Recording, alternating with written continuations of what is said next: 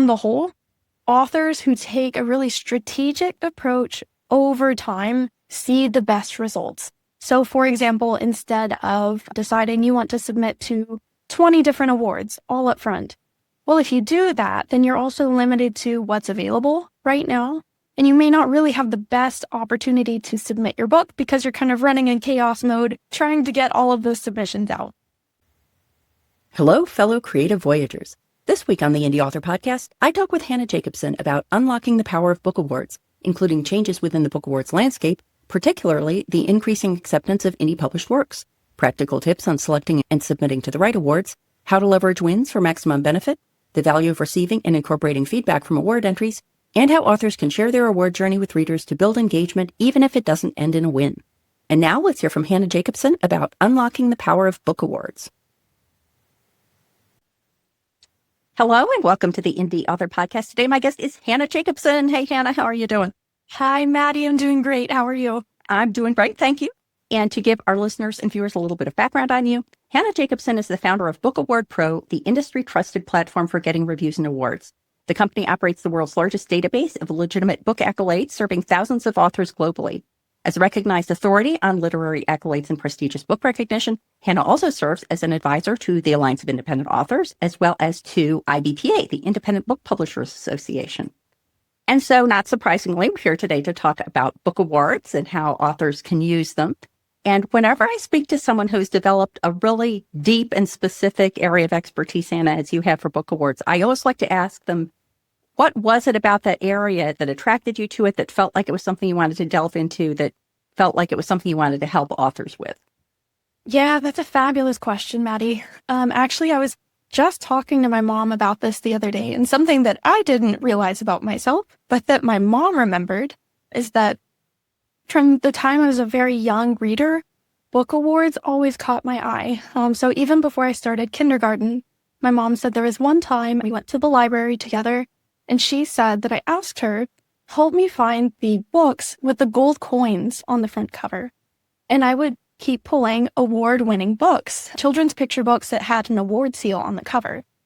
So I say that because as a reader, award-winning literature has always been my favorite. Book awards always led me to my favorite cherished reads. And in the professional world, I wanted to bring that joy of award-winning novels to authors. I have some professional experience in the book publishing world, actually identifying which books should be sent to which awards. And so the concept of Book Award Pro sprouted from that experience, from being able to see what does it take to professionally get a book into an award that's really the best fit for it.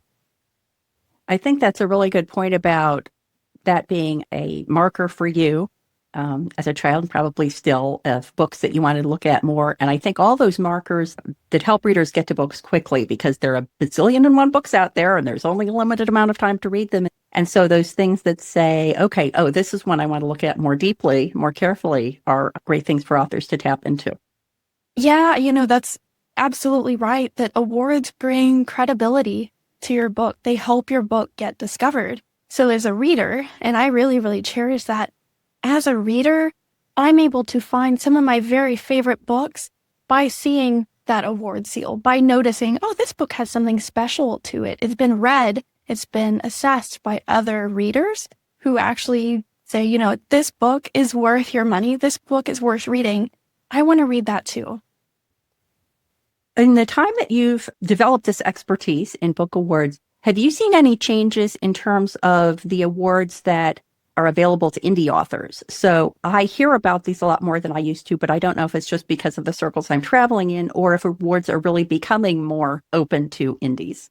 Yes, absolutely, Matty. So especially in the last 15 years or so, of course, you've seen the huge advances in self-publishing in the independent publishing world. And you and I both know that, the very best self-published works are taking on traditionally published works. It doesn't matter so much how you publish.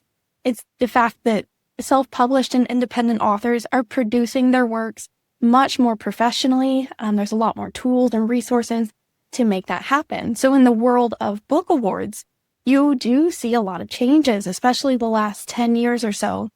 awards that previously wouldn't allow self-published or independent works are actually opening their doors to those books because they are seeing the huge increases in the quality, the professionalism, the amazing stories that are coming about as a course of self-publishing.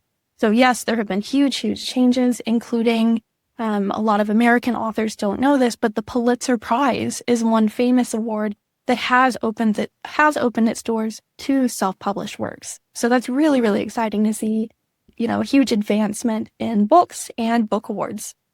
Yeah, it's nice to be able to say, well, if the Pulitzer Awards are willing to accept indies, then maybe everybody else should too, because I think that's a pretty high bar, a pretty prestigious group to be recognizing that indies should be playing in that same field. Yeah, it really is. It's exciting to see, this very prestigious award accept self-published works. But I will say, I use that as an example, but it's also true that the Pulitzer Prize is not a perfect fit. It's not a great fit for a lot of books. If your book doesn't have ties to American history or current American culture, maybe it's not a good fit, but that doesn't mean that your book won't be successful if it's not a good fit for the Pulitzer Prize, if it doesn't win the Pulitzer Prize. And as we know now, there are thousands of other opportunities that are open and available to self-published works, and they can still make a huge impact for your book. So it was exciting as kind of the quote-unquote name brand, maybe. Yeah. Do keep in mind there are so many thousands of other awards that it's really exciting to see kind of the value that they bring authors.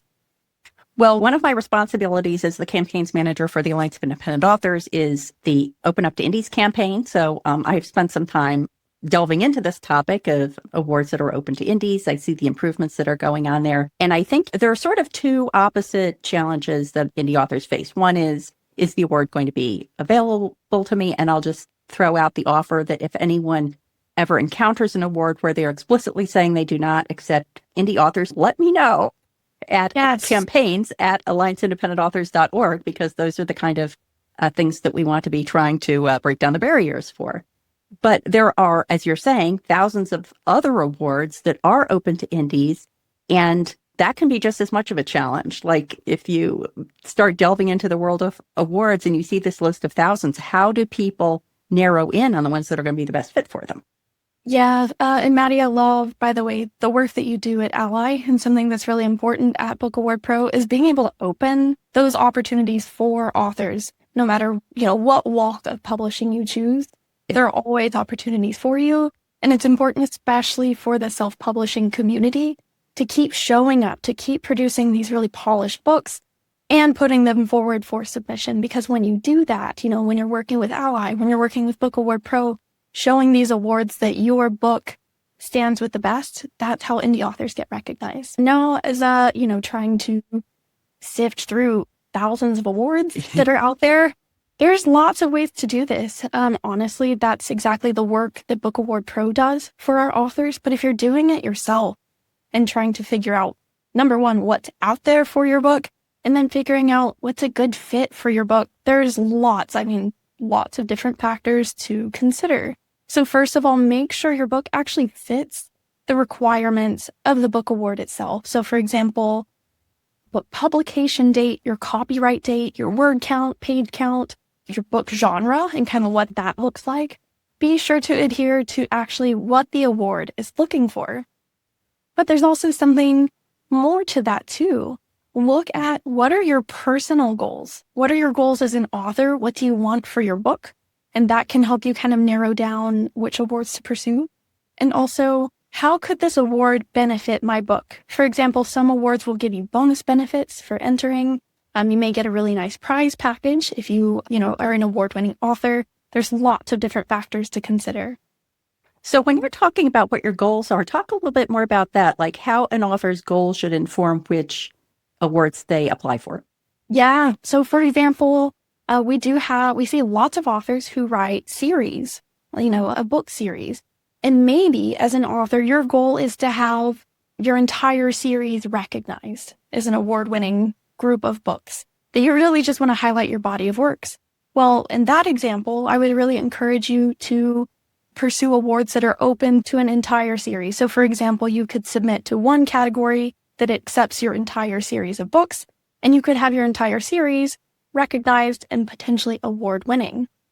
There are also, there's different, of course, all kinds of different genres, but especially romance authors have noticed, tremendous growth in the types of categories available for their books.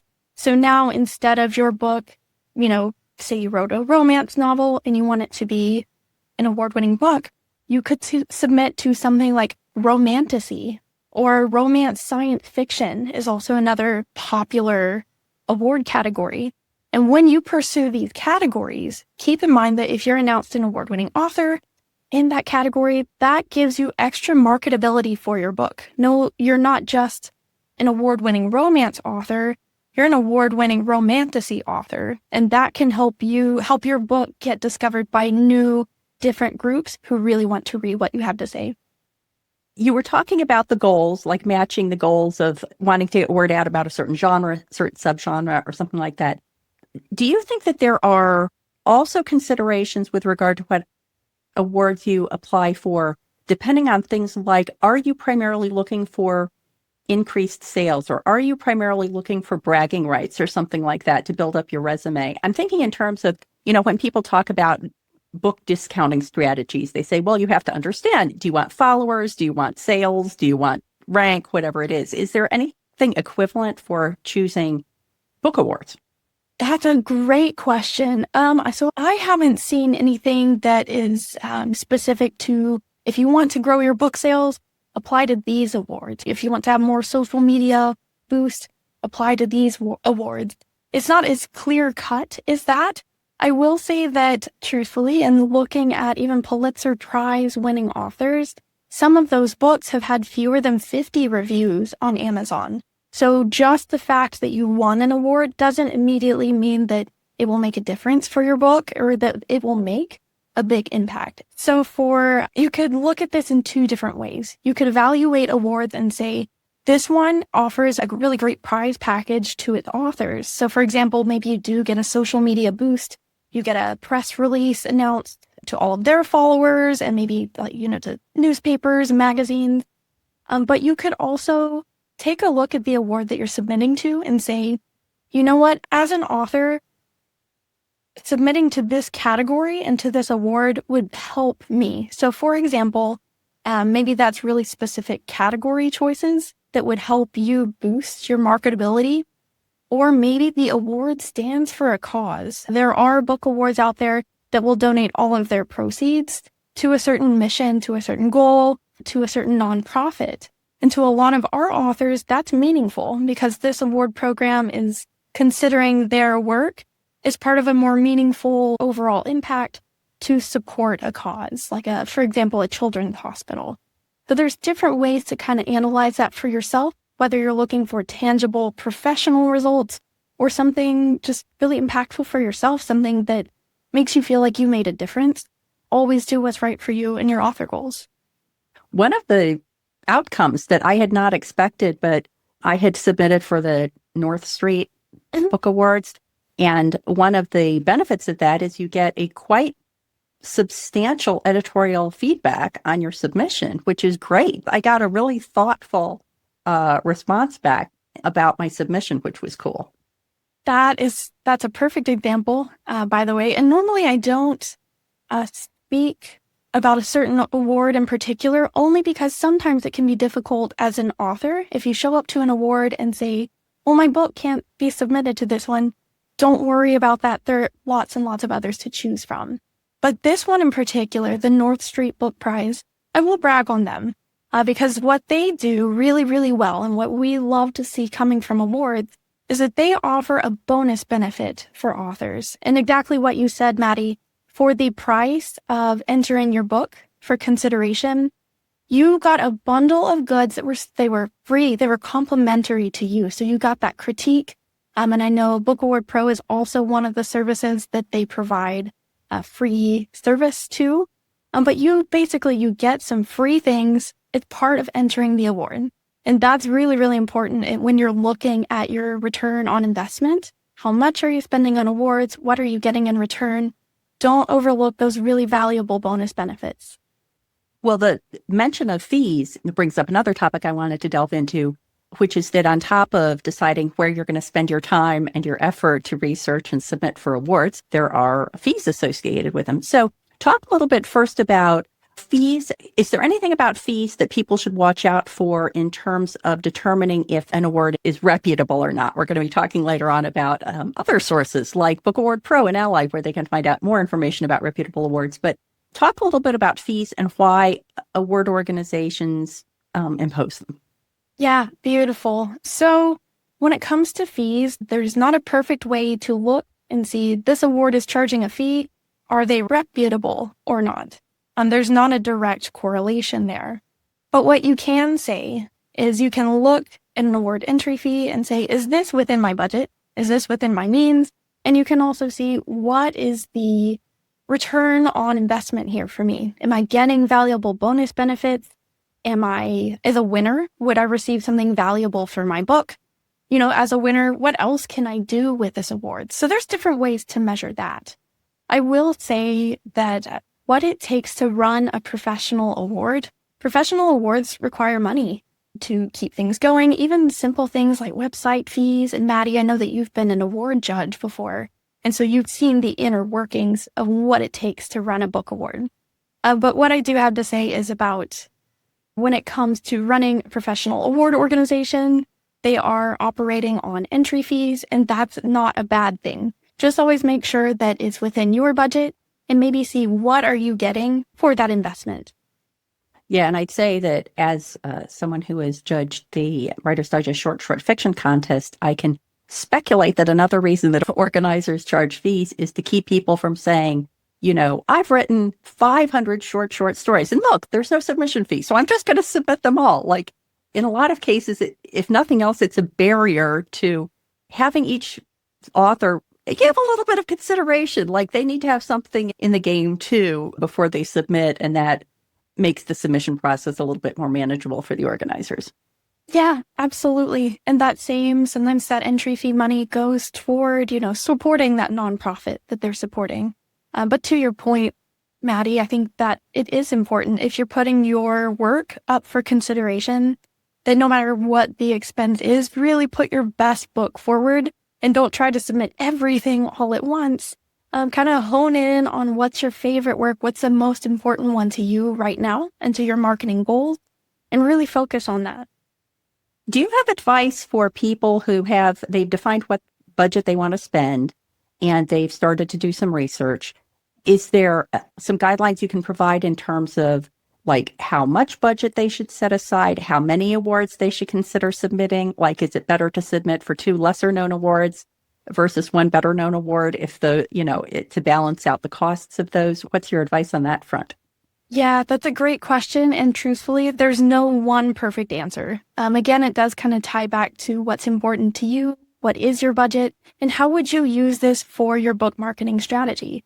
I can say that just on the whole, authors who take a really strategic approach over time see the best results. So, for example, instead of deciding you want to submit to 20 different awards all up front, well, if you do that, then you're also limited to what's available right now. And you may not really have the best opportunity to submit your book because you're kind of running in chaos mode, trying to get all of those submissions out. What you could do instead, and what a lot of our really successful authors do, they say, okay, look at the next 6 months and say over the course of 3 to 6 months, once a month, every month, put your book forward for consideration to at least 1 award. And by doing that, not only does it doesn't strain your budget as much because you're just doing 1 award entry per month over time, but that gives you time to see a result. It actually gives you time to submit to things that are open, get results back, and actually build momentum for your book. So it's a little bit, like a 1-2 punch of balancing your budget, but also seeing that ROI for your book. I can imagine, I'm trying to think if this pans out in this way, but the analogy I'm thinking about here is like submitting articles, that you might have written an article and you submit it somewhere and it doesn't get picked up for one platform, but now you want to submit it elsewhere. That's different because you can't be submitting the same article to multiple platforms, but you can learn a lot if you get the article back and they say, well, this isn't what we're looking for because of such and such, then you can apply that to later results. And it's probably not as common that you would get that kind of feedback for awards. You can correct me if I'm wrong, but there might be learnings you have along the way that if you're piecing them out the way you're describing, as opposed to like just sending out a whole bunch at once, then you can learn from one and apply those learnings to a later one. That's beautifully said. And in fact, an experience that a lot of, especially new, kind of new beginning self-published authors, you don't know what you don't know. And so sometimes you might be surprised if you submit your book for consideration. Maybe your book actually does become an award winner, but you may receive private feedback from the judging panel to let you know that your story was excellent, your editing was really great, but the book cover design didn't really grab them.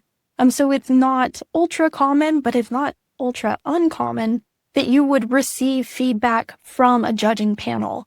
And that's been really exciting to see, speaking of kind of updates, we've seen along the way trends and emerging things.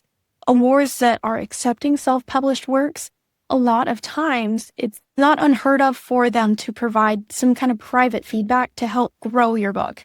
And to your point, Matty, you could, take that feedback, incorporate it into your book. That will help you with book sales, and that will help you have a more comprehensive, competitive submission to those other awards. That conversation brings up the idea of timing.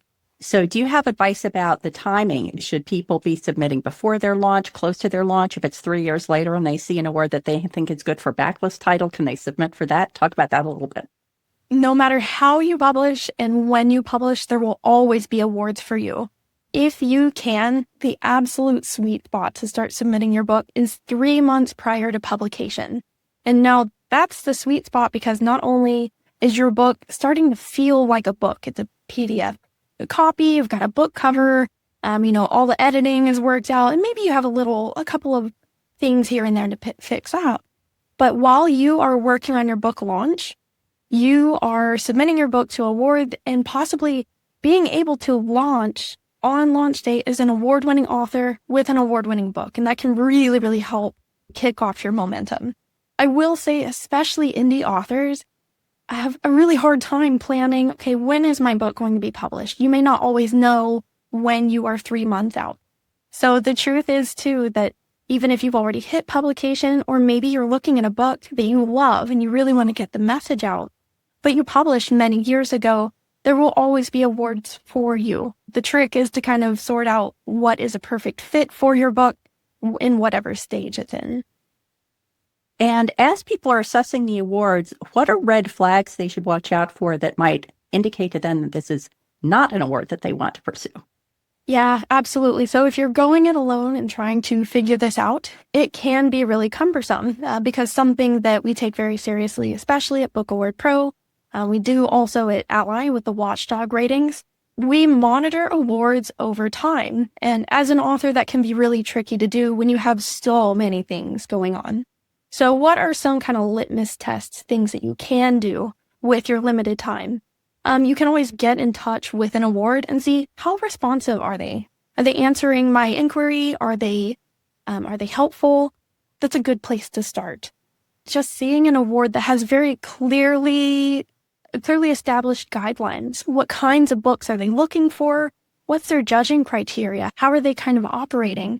That should be clearly posted on their website. And if it's not, again, get in touch with the award organizer. A lot of times they are really happy to share that information with you, and maybe they didn't think to put it on their website. So always be sure, are things clearly listed? Also, when you're putting in your submission, you get your book there, your entry fee, everything is paid and done. Do you receive some kind of update? Do you know that they received everything? Are they in clear communication with you? Those are a few really important ways that you can kind of start to suss out, kind of test out to see, is this award organizer legitimate? There's a lot more ways to do it, but yeah, those are a few litmus tests you can do on your own. One that I thought was helpful, and I think this is one that had come up in a previous conversation you and I had, was the idea of how actively are they promoting the winners? And this doesn't necessarily mean whether the organizers are on the up and up or not. They may be completely on the up and up, but if they're not promoting their winners, then it doesn't really do you that much good. And I know I looked into a couple of awards and it said, we've been around since 2016. And then I would go try to find, well, who won in 2016, 2017, et cetera. And it was very difficult to find. And I thought, well, if it's that hard for someone to find who the previous winners are, it kind of undermines some of the next thing I want to talk about, which is, let's say you've gone to all this work, you've identified the good players, you've submitted, and you've won something. You want to be able to play it up. Like, that's one of the ideas. And if they're not helping you promote you as a winner, that's not so helpful. Talk a little bit about what authors should be doing to take full advantage of the situation where they've won. I love that. And Matty, you're absolutely right. In an ideal world, when you submit your book to an award program, the award, say that your book becomes award-winning, the award should be promoting your book. And also you should be promoting your book. It's not one or the other making an entire difference. I will say that on the whole, authors who are promoting their award wins, those are the ones who are the most successful. They're not just counting on other organizations to share their work. Yes, that will definitely get you an extra boost, an extra bonus. But it's kind of exciting to see the power is in your hands. And the question then becomes, to your point, how do you do that? What in the world do you do with that? There's lots of ways that you can incorporate an award-winning statuses, award-winning designation into your work. So consider what other books have you published, including this book, and you want to update your author bio, maybe book cover designs across your whole body of work. Maybe you update your book cover. Maybe you update that with from the award-winning author of, and you put your new award-winning title on there. There's lots of ways to kind of tie in all this nuanced award-winning language into your body of work. So update your author bio, book description, every sales page that you have, Amazon, Barnes & Noble, Goodreads, anywhere your book is available on your website. Really, really importantly too, if you have any printed materials, say that you go to book fairs or farmers markets or, any kind of in-person events, use this as a time to kind of update your imagery, update maybe some of the handouts that you're sharing at those events. And one of my really, really favorite tips that authors actually still write to me to this day to say, wow, that really worked. Updating your email signature to include award-winning author and a link to your book. I've had authors write to me and say that alone increased their book sales because people they emailed all the time didn't know they were an author or didn't know where to find their book. It just made it really easy and also added credibility to their author name. So that's just a few things to do, but there's lots of really creative ways that you can really amplify your award-winning message. I had a very specific question about a terminology to you. So let's say you've written a series, you have a series, and you've won an award for the first book, and now the second book is coming out, and you want to capitalize on the award-winning nature of the first book without implying that the second book is award-winning. Do you have specific terminology you recommend people use in order to accomplish that? I would find a way, and you can always do this in your own voice. Use this kind of as a launching pad for your own language. But I really am a fan of the phrase from the award-winning author of, and then book one title. Yep. In doing that, it's really flexible language. I really kind of put the weight of award-winning author, sounds really good, is professional, it's very credible. That's my preferred language, but please, feel free to play with that. And like you said, Matty, don't do it in a way that you're not trying to trick your readers. Remember, readers are smart people. You are trying to leverage your award-winning status to kind of shine a light on your upcoming work. Yeah, this is sort of like a therapy session for me because I won an award with one of my early Lizzie Ballard books, the first book. And whenever I would think about doing exactly what you're recommending, I would sort of talk myself out of it. I'd be like, well, it wasn't that big an award. Oh, that was a long time ago. And I think that this is an example of you really have to act like your own PR department and know that if you had hired a PR department, they would still be saying award-winning author and be so self-deprecating about it. Yeah. And, as authors, there are ways to share this. I like to say you don't have to be a walking billboard to make this matter for you. And that's really important. It doesn't matter how many awards you've won. It doesn't matter exactly which award you've won necessarily, as long as it's legitimate. Share that news and share it in a way that, it may take you a few times to try, but try different language, try different ways of shining the light on your work. And a lot of our authors have told us that has been comforting to them, that they can share this news in a professional way that doesn't just, sound like it's just shouting from the rooftops. That's not most people's style. It does work for some authors, but not for the majority. So don't be afraid to kind of find your language and find the way that you like to share that best.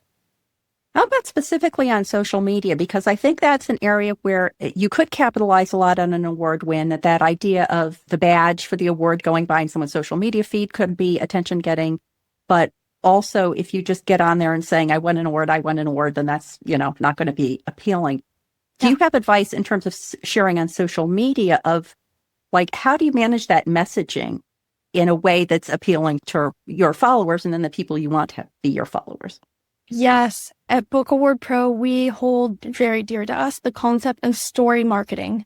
We've got lots of blog posts about that, but in a nutshell, story marketing is sharing your author journey in a way that really resonates with your readers. Most readers don't know that there's an award process. They don't know that an award wasn't just bestowed upon you. You actually pursued a process, and then your book was recognized. So how do you share that in a way that is interesting, that is insightful to your readers? This will depend on every author and each author's individual voice.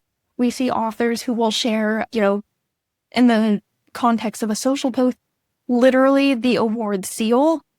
And it's just a small message that says something like, I just learned that my book became an award winner in the romantasy category. I'm so excited by this news. I had no idea. Or, just something that comes from the heart.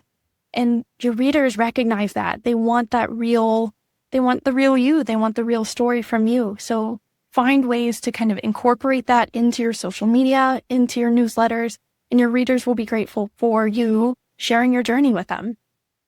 I can imagine that for a certain author with a certain followership, and you have to be a pretty gutsy author and you have to have a committed followership, that you could make a great story about the whole process. I'm doing my research, I'm filling out the form, I've sent it in, I'm waiting to hear. And you have to think through before you start doing that, what happens if you don't win? How are you going to manage this messaging if you don't win? But I think if you have especially followers who are already very committed to you, that could be a super engaging journey for them to follow you along on. That's exactly right. And I love that you brought up the concept of what if I don't win? What if I share all of this and then I don't win? Because that is, honestly, it's just kind of a scary feeling. Nobody wants to feel like that. I will tell you that we've had authors be very successful in, exactly as you said, sharing the whole journey. I just submitted my book. I'm still waiting to hear results. And maybe they're not announced as an award winner. They still take the time to share that moment with their audience. And instead, they share that moment with their audience, and they actually take the moment to highlight a couple of say that you entered the children's book category. They actually took the time to highlight 2 of the award winners in that category, tagged them on social media. And those authors were so excited to see this author interacting with them that they shared their book too. So there's a lot of ways that you can cross-promote with other authors. You can network with authors. Just because you didn't win doesn't make it still a valuable opportunity to still grow and connect with your readers, and also kind of grow and expand your author network. There's some really good things that can come about as a result of using social media and sharing your journey no matter the results. I love that story. And I think that idea that at the end of this experience, there's probably going to be something good, regardless of what the outcome is, could really pave the way to people feeling more enthusiastic about pursuing awards. I love that too. It's, the thought of putting your book forward for award consideration for many, many authors, it's intimidating. And then you're not really sure, how do you share it? And then when you do share it, what if you don't get results? No matter what, you can make every award nomination count for your book. Even if you don't earn, final award-winning designation, there's still a lot of value and a lot of avenues that you can open up during this journey. Well, I think that we've convinced people to be excited about awards, and we've probably also conveyed that this is actually a lot of work. So, Hannah, I know you have an answer to this question. So please let folks know a little bit more about Book Award Pro. Oh, absolutely. At Book Award Pro, we really cherish our work in the field of book awards and book reviews. So in short, we help authors find the perfect awards and perfect reviews for your book. So from if you want to figure out what legitimate awards are out there for your book, we've already done all of that research and it's available for you. And we also handle professional award entries. So if you have questions about that, what that looks like, you can simply go to our website at bookawardpro.com. And as always, we love to hear from our authors. So email us anytime at team, TEAM, at bookawardpro.com. And come follow us on social media. Come share your journey with us. Let us interact with you. Let us engage with you. And our handle is always simply Book Award Pro.